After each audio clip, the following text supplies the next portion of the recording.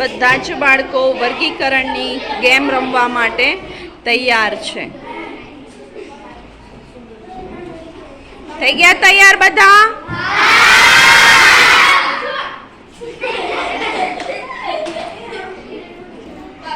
આમાંથી એ લોકોને ગોતવાના છે. છોકરાઓને આ પિંક કલરના બોક્સમાં નાખવાના છે. એમને છે પાલતુ પ્રાણ અને આ બોક્સ છે છોકરીઓ માટે અને એમને છે જંગલી પ્રાણી. આ જંગલી પ્રાણી અને પાલતુ પ્રાણીનું વર્ગીકરણ કરવાનું છે. એમને આ બધા ચાર્ટમાંથી ગોતવાના છે અને અલગ અલગ બોક્સમાં વર્ગીકરણ કરવાના છે. ચાલો હવે આપણે આ રમત સ્ટાર્ટ કરીએ છીએ. હું 1 2 3